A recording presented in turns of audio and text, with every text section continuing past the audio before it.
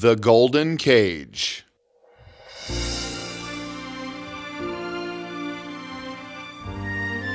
Fairies and humans. Both distinct and unique, but there are certain emotions and actions that make them not very different from one another. It was a lovely day when a pixie was playing in the fields with her pixie friends. Hey, look! It's a human boot!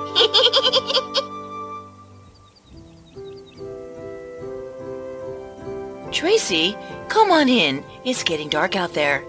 Oh, bye, Sally. Mother, why are humans allowed to stay out in the dark and we are not? Their life is so much better than ours. Well, hon, we all live our lives differently. And remember, the grass always looks greener on the other side. You may think that it's better to be a human, but in experience, you may be proved wrong. I don't believe that. My life is so boring. What Tracy, the pixie, didn't know is that her wish was unfortunately going to come true very, very soon. For just around the corner was a very strange couple looking for stranger things. What is that? Hello, dear. Ah! What happened? Oh, don't you worry. We're just so excited to meet someone outside of humans. Well, we are Mr. and Mrs. Hubble. You get back from us. Oh, we scared you. We didn't mean to pry. You see, we are explorers. We roam around the world to find the unknown. Wow!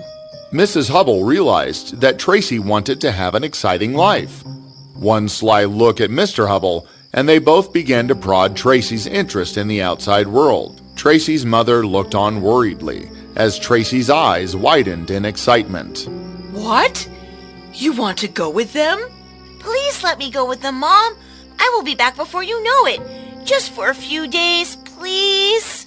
Tracy's mom tried to convince her daughter of the evil outside, but Mr. and Mrs. Hubble were so convincing that she finally gave in. Listen, not more than 4 days. All right? I am waiting for you. Don't forget. And with a heavy heart, the fairy was bid adieu. The Hubble mansion was one of a kind. The long pillars and the white paint made it look like a heavenly palace to Tracy, who was aching to start her exciting life. As she entered the mansion, she was taken aback. There were fountains and ferns. It was like a jungle inside a home. I hope you like it here, dear. We try to live in nature as much as we can. We have utmost respect for magical entities like you and your homes. They are so nice. Mom was worried for nothing. What poor Tracy didn't know is that the Hubbles liked to call themselves the semi-scientists, meaning that they would find the extraordinary in magical beings and learn about them by keeping them in cages. The Hubbles made sure that Tracy enjoyed her stay. They fed her to her heart's content and gave her anything and everything she asked for. Oh, she is happy. The happier the subject, the easier the experiments. It was brilliant of you to charm her, by the way. This way, even if she suspects us, she can never leave. Shh! But soon, Tracy began to notice things. She realized that though the Hubbles seemed to be nice, and she seemed to have all the freedom inside the house, she was never allowed to really leave the house. Everything was given to her as and when needed. Every time she tried to go out, they wouldn't let her. Oh, I need some fresh air. Maybe I should go out. Oh, that's not required, hon. We have so much fresh air here in this room. This device circulates fresh air right here. You will not miss the outdoors at all, just like us. Until one night, she decided to sneak out when the Hubbles fell asleep. But as soon as she opened the door... What? Thunderstorm in summer? And this was not just once. Tracy just could not leave the mansion. Some nights it was the thunderstorm, some nights it was the blizzard, and so on and on. I think this house is not what it seems. Tracy didn't know that while exploring the magical realms, the Hubbles had learned a few magical tricks themselves. The charm they used on Tracy was that of the restrictive ones. She could not leave the house even if she wanted to, unless the Hubbles took her out of the house themselves, which they naturally never would. Tracy was truly their captive. Days passed, and Tracy was kept in her room. She missed her family dearly. "Mrs. Hubble, something is wrong. Tracy is not well for the past few days, and she hasn't left her bed." This is not good. We need her to be healthy to run our tests on her. Once we understand where the magic comes to these fairies, then we can get the magic for ourselves. But till then, we need her to be hale and hearty. Trace, hon, we were thinking, since you are unwell, how about you stay here and we go see your family and bring something for you in return?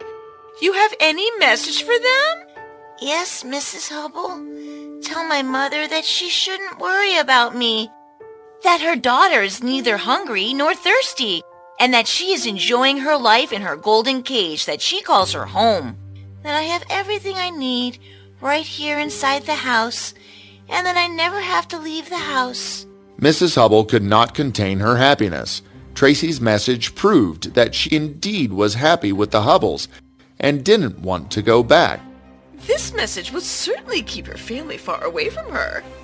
Without wasting another minute, the Hubbles left the mansion and went to see Tracy's family. They repeated the entire message word by word. That your daughter is neither hungry nor thirsty, and that she is enjoying her life in her golden cage that she calls her home.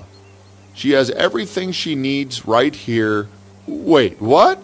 To her surprise, the fairies began to collapse, one after the other. All the fairies were on the ground.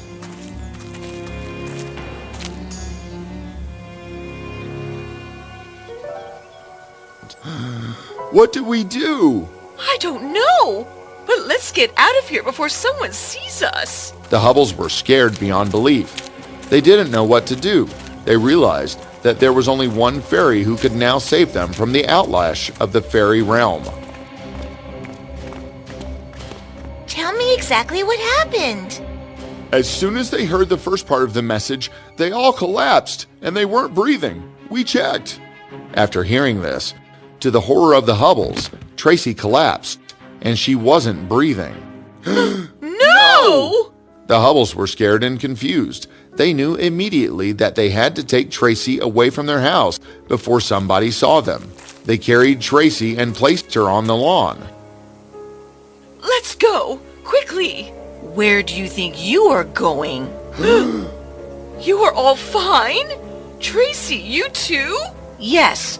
When we collapsed, it was a message for my daughter to do the same. She called your house a golden cage, which means she was unable to leave. We understood that you must have put a restrictive charm on her, so the only way to release her was for you to get her out of the house yourselves. You think you can charm us using our own magic? You want to understand the unknown and the magical, but you don't respect it. Of course we respect you all. We gave Tracy everything she asked for. At what cost? You took away her freedom. You gave her all the luxuries just to serve your own selfish purpose. A cage made of gold is still a cage. You captured me. Nature is not supposed to be caged. I'm sorry, Mom. I should have listened to you.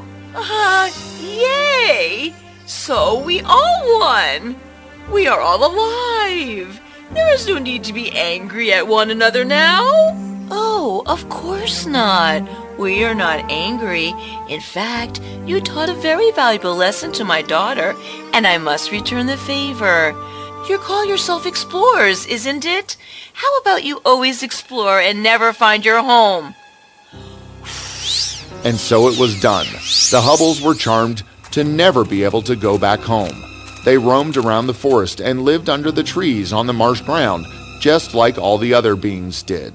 Tracy had learned her lesson too.